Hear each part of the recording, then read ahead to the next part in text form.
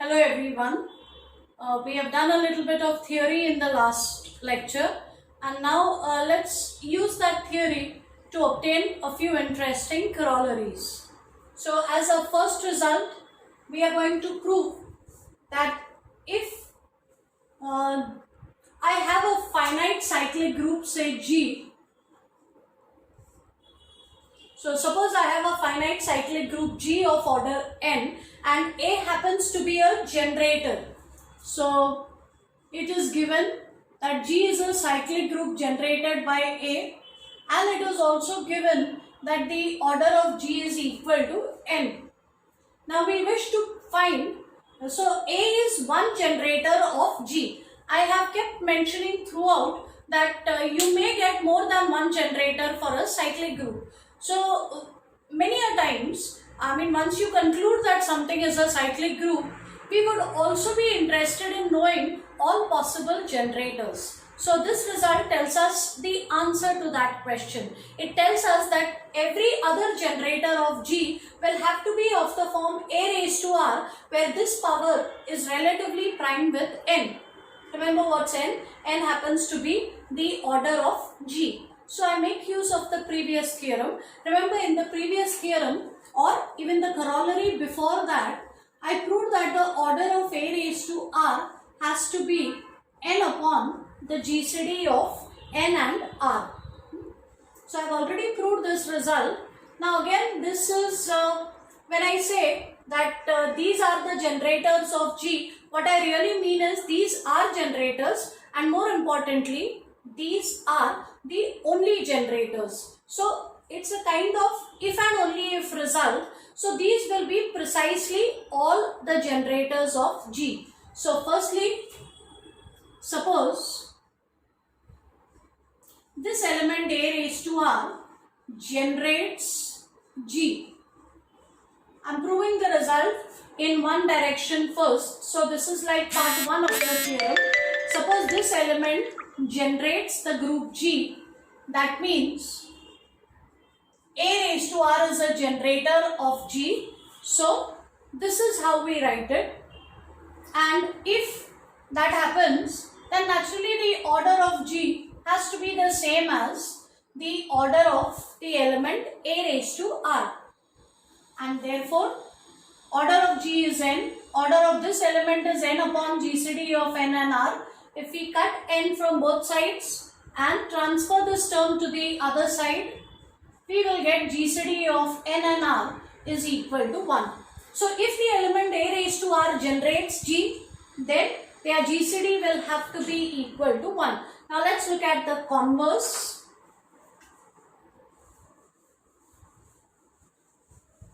Let's look at the converse. So conversely, let GCD of R and N be equal to 1. If the GCD of R and N is equal to 1, then there are many ways of proving it. So in that case, okay, let me not use the previous theorem. I'll prove it independently. So let H be the cyclic subgroup of G generated by this element. I take H to be the cyclic subgroup of G generated by this element. Then order of H will be the same as the order of its generator, and I know that the order of this generator is n upon GCD of n and R, but by our assumption n and R are relatively prime, so the order of this group, this subgroup upon 1, which is equal to n. So H becomes a subgroup of G of order n. But order of G is also n, and the only subgroup of G of order n is G itself. So that means H is the same as G, which means G is cyclic group generated by A raised to R. So if R and N are relatively prime, then the element A raised to R also generates the group G. Right? So A raised to R will be a generator for G if and only if the GCD of R with N is equal to 1. Let's use this in a problem.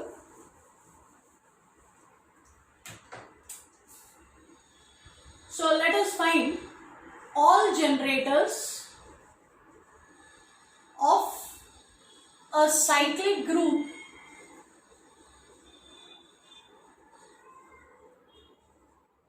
let's find all generators of a cyclic group of order 18. I don't know the group, I don't know what is a generator for this group, I don't know the elements, but just using the fact that it's a cyclic group of order 18, I should be able to figure out what will be all possible generators. So firstly, let me assume that this cyclic group has some generator A, and then we will find all the remaining generators. So let G be a cyclic group generated by some element A, and the order of this group be 18. So order of A is also 18. That means A raised to 18 becomes identity, and 18 is the first power for which A will give us the identity. So actually, if you are interested in writing all elements of the group, the elements will look like this. G will have exactly 18 elements. A raised to 18 once again becomes identity, and beyond that they will repeat. So these are the 18 elements of G. A happens to be one of the generators. Using this information, I would like to find all possible generators for G. So let's use this result. Let's find out which are the integers that are relatively prime to 18. Surely 1 is relatively prime to 18. 2 is not, 3 is not, 4 is not, 5 is relatively prime to 18, then 7 is relatively prime, 11 is relatively prime, 13 is relatively prime, 14 no, 15 no, 16 no, 17 is relatively prime to 18.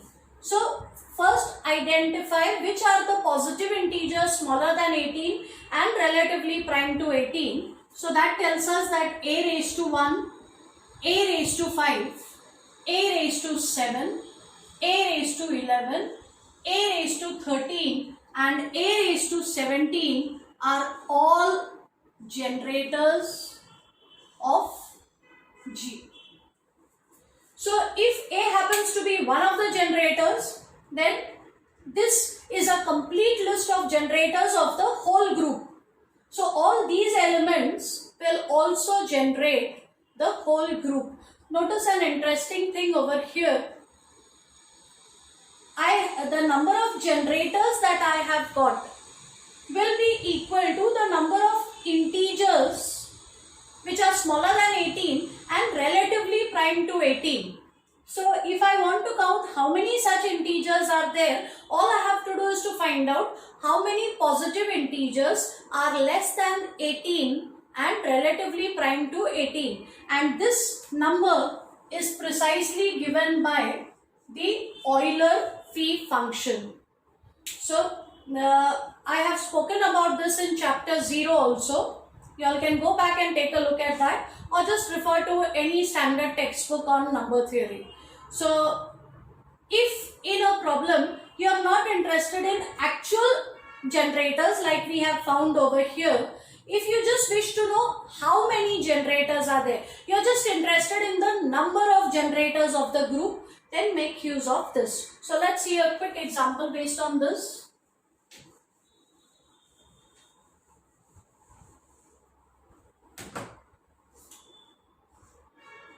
Find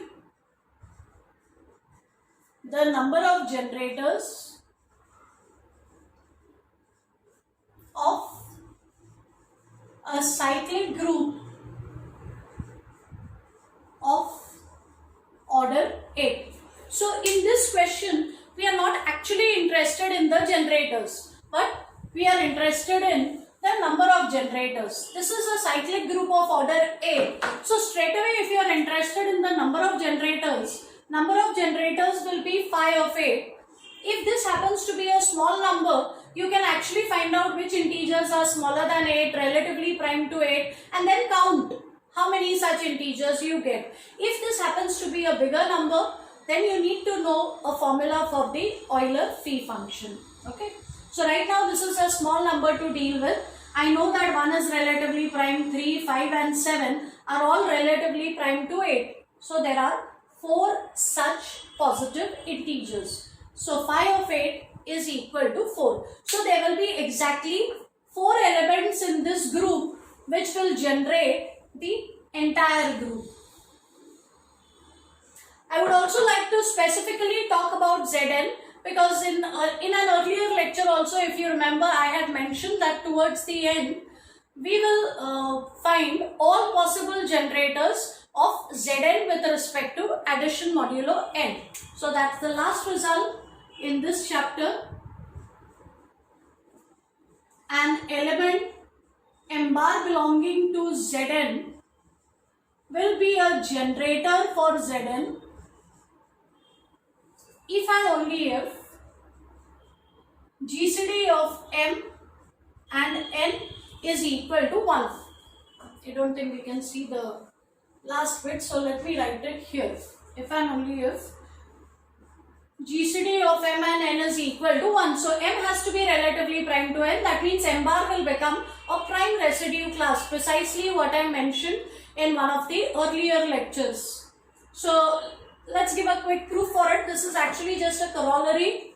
In fact, we note that Zn is a cyclic group with 1 bar as a generator. Zn is a cyclic group with 1 bar as a generator. So this element is like A for me. Zn is a cyclic group with A as a generator. Order of this group is n. Order of Zn is equal to n. So let's use this result. Out here I have a finite cyclic group of order n with this element as a generator. The only difference between general theory and this specific example is here the group operation is addition. Because the group operation is addition, I cannot take powers. I will have to take multiples of the generator. So from here it will follow that instead of r, let me take m, and instead of powers I need to take multiples of the generator. So m times 1 bar will be a generator of Zn if and only if GCD of m and n, I am replacing r by m, will have to be equal to 1. So the changes that I have made is, instead of a, my generator specifically in this example is 1 bar. Then again, instead of taking integral powers, here I have to take integral multiples because group operation is addition. And just for the sake of it, instead of r, I have used m. So m times 1 bar, this becomes m bar, and that gives me the result that m bar will be a generator of Zn if and only if GCD of m and n is equal to 1. So one last quick problem.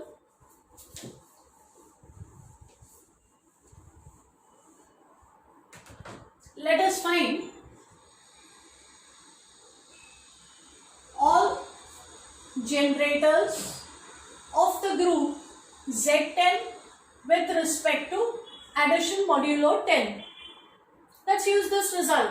All you have to do is to find out the prime residue classes or the integers which are relatively prime to 10. So 1 is relatively prime to 10, 3 is relatively prime to 10, 7 is relatively prime to 10 and 9 is relatively prime to 10. So we can say that 1 bar, 3 bar, 7 bar, 9 bar are generators of Z10.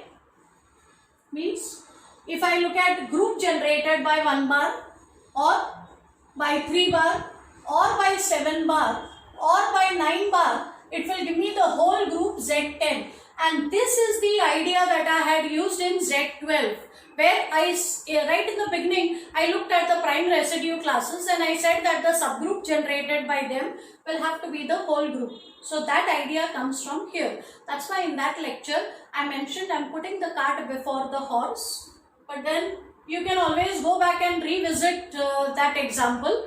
So you'll understand it much better after having done this problem. That's also the end of this chapter. So we'll meet again for studying cosets, and from that point onwards we'll go towards the proof of Lagrange's theorem. That's all for now. Thank you.